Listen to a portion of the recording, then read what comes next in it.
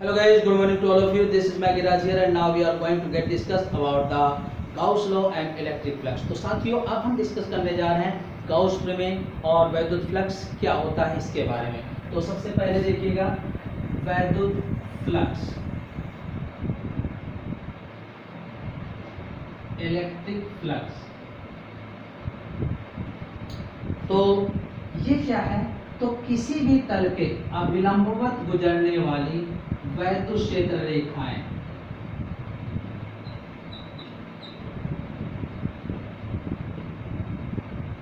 किसी भी तल के अविलंबवत गुजरने वाली वैद्युत क्षेत्र रेखाएं ही वैद्युत फ्लक्स कहलाता है। ठीक है ना। इलेक्ट्रिक फील्ड लाइंस हैं, ये कोई भी सरफेस है, कोई भी तल है, उसके अभिलंबवत ही वैद्युत क्षेत्र रेखाएं जो गुजरती हैं उसे ही हम वैद्युत फ्लक्स कहते हैं। ठीक है ना। तो the number of electric field lines that's be passes perpendicularly from any surface is called electric flux. So electric flux denoted by phi E और इसकी वैल्यू होती है ई डॉट डी एस। यानी बंद पृष्ठ का क्षेत्रफल अगर हम देखें तो ये इनक्लोज्ड एरिया है। बंद क्षेत्रफल से जो क्षेत्र रेखाएं या वैद्युत क्षेत्र पास होता है वही वैद्युत फ्लक्स है। तो ये होगा वैद्युत फ्लक्स। और इससे अगर हम यूनिट देखें तो इसका हो जाएगा न्यूटन प्रति कूलम इनटू मीटर स्क्वायर। और इसकी विमा देखें तो mLt-2 मीटर स्क्वायर की एल स्क्वायर और कूलम की 80। तो ये हो जाएगा mL3T-3A-1। और ये कैसी राशि है? It is scalar quantity. यह एक सदिश राशि है, सॉरी अदिश राशि है, स्केलर क्वांटिटी। तो ध्यान दीजिएगा कि वैद्युत फ्लक्स किसी भी तल से गुजरने वाली अभिलंबवत वैद्युत क्षेत्र रेखाओं की संख्या है वैद्युत फ्लक्स। ये बंद पृष्ठ का क्षेत्रफल है ds और ई वैद्युत क्षेत्र की तीव्रता। इससे इसका मात्रक हो जाएगा न्यूटन मीटर स्क्वायर प्रति कूलम। ये इसकी विमा हो जाएगी। और वैद्युत फ्लक्स कैसी राशि है? अदिश राशि है। ठीक है ना। अब हम ये भी डिस्कस करेंगे आगे कि क्यों अदिश राशि है। तो ये है वैद्युत फ्लक्स। और वैद्युत फ्लक्स अब देखें गाउस लॉ जो है, गाउस लॉ के अकॉर्डिंग जो इलेक्ट्रिक फ्लक्स है वैद्युत फ्लक्स वो क्या है? तो गाउस ने बताया कि किसी भी बंद पृष्ठ से गुजरने वाली जो वैद्युत क्षेत्र रेखाएं हैं, यानी इस बंद पृष्ठ में घिरा आवेश Q इन का 1/ε0 गुना मान ही फ्लक्स होता है। ये गाउस नियम है। This is Gauss law. So 1/ε0 time value of the enclosed charge by any surface is called electric flux and this is also known as Gauss theorem और Gauss law। तो ये Gauss law है। अब देखिएगा हम दोनों को अगर इक्वल कर दें तो phi E equal to E dot D S equal to Q in upon epsilon naught. और इस फॉर्मूले का उपयोग करके अब हम वैद्युत क्षेत्र की तीव्रता यानी electric field lines different way पे कैलकुलेट करेंगे। कहीं लंबे धारावाही चालक तार पर, कहीं प्लेन शीट पर, तो कहीं स्फीयर पर। तो ये एक बेसिक फॉर्मूला है गाउस थ्योरम के थ्रू फ्लक्स का, जिसके थ्रू हम इलेक्ट्रिक फील्ड की वैल्यू फाइंड करेंगे। ठीक है ना। तो अब देखिएगा इसमें क्या है कि इसकी प्रॉपर्टी के हिसाब से देखें तो phi E equal to E dot ds equal to Q in upon epsilon naught. इस इक्वेशन में देखिएगा जो इलेक्ट्रिक फ्लक्स है किसी भी शेप या साइज के लिए, किसी भी आकृति में कोई भी है तो उससे घिरे हुए परिबद्ध आवेश के ऊपर निर्भर करता है। यानी गाउस नियम के अनुसार देखेंगे तो वैद्युत फ्लक्स किसी भी बंद पृष्ठ से घिरे हुए आवेश, यानी जो इस समीकरण में जो राइट साइड में क्यू इन है, क्यू इन सिर्फ परिबद्ध आवेश को दर्शाता है, इनक्लोज चार्ज को दर्शाता है, आउटर चार्ज को नहीं। देखते हैं कि एग्जांपल लेते हैं कि जैसे यहाँ पर 20 microcoulomb minus 10 microcoulomb and 50 microcoulomb plus 150 microcoulomb है।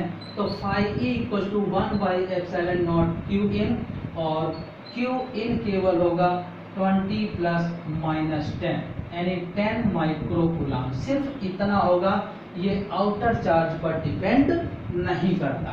तो phi E equal to 1/8.6 into 10⁻12 into charge की वैल्यू, तो ये आ जाएगा इतना न्यूटन मीटर स्क्वायर पर coulomb. Clear?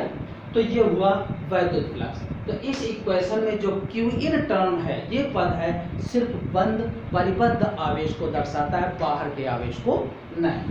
It only Q in represent only enclosed charge, not outer charge. Next condition जो है, लेफ्ट साइड में जो टर्म इलेक्ट्रिक फील्ड है, वैद्युत क्षेत्र, ये इनक्लोज्ड एंड आउटर चार्ज, परिबद्ध पृष्ठ से बंद आवेश तथा बाहर के दोनों आवेशों पर वैद्युत क्षेत्र निर्भर करता है, डिपेंड करता है इलेक्ट्रिक फील्ड। ठीक है ना?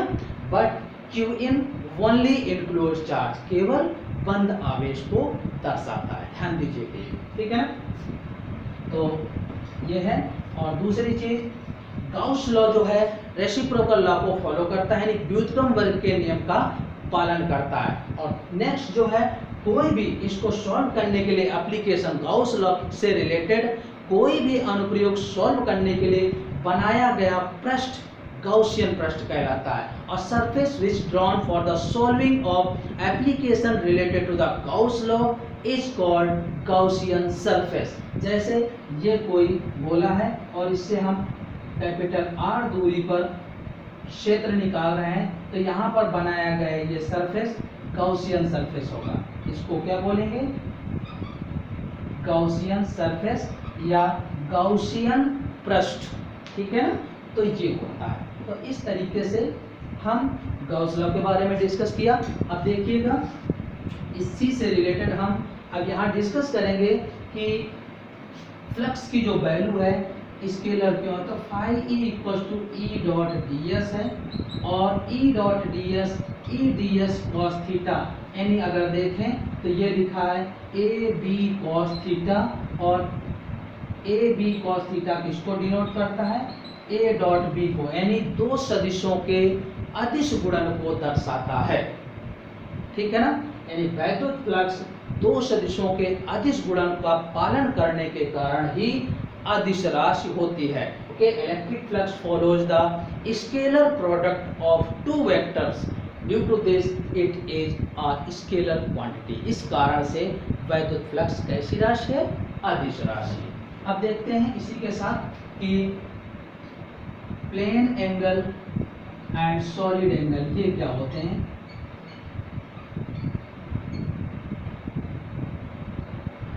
समतल कोण और घन कोण।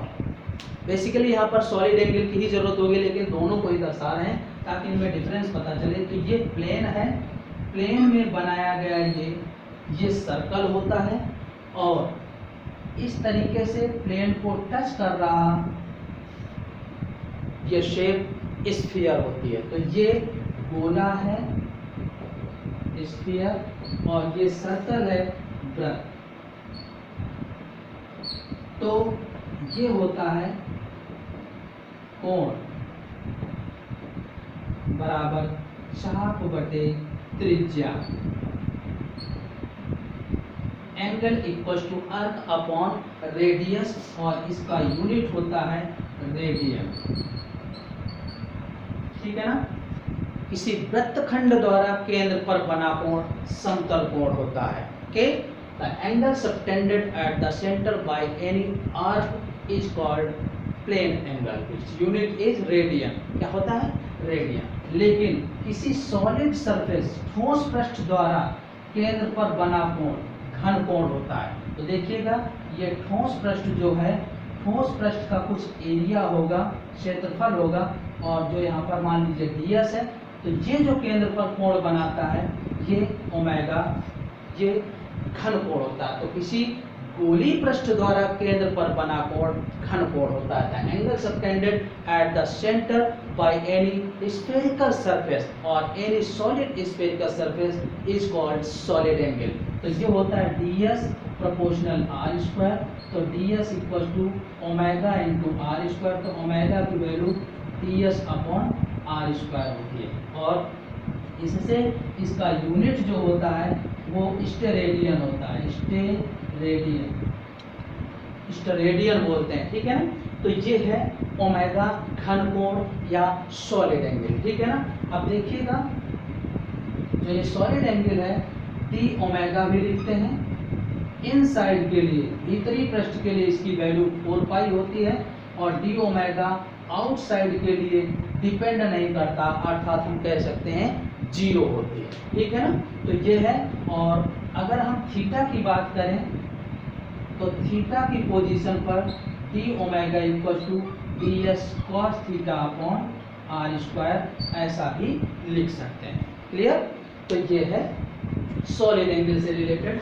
अब इसी से रिलेटेड अगर हम गाउस लॉ की बात करें तो देखिएगा गाउस लॉ जो था phi E equal to E dot D S, तो इसको अगर हम देखें तो E D S cos theta है, और ई की value 1/4 pi epsilon naught Q in upon are square D S cos theta, तो 1/4 pi epsilon naught Q in, और ये हो जाएगा D S cos theta upon are square. इतनी value को हम क्या लिख सकते हैं,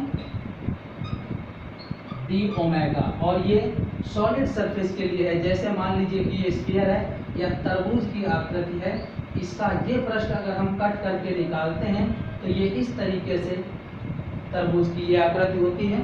जो ये सरफेस है ये ओमेगा एंगल है, और डी ओमेगा इसके लिए कितना होता है, 4 पाई होता है। तो 4 पाई एप्सिलॉन इनटू 4 पाई, तो ये आ जाता है Q in upon epsilon not. तो यही गाउस लॉ था जिसको हमने प्रूव किया था, गाउस थ्योरम, ठीक है ना। तो ये इस तरीके से प्रूव हुआ है। तो ये इससे ये भी स्पष्ट हो गया कि इसकी वैल्यू क्यू इन बाई 4 पाई कैसे आती है, ओके।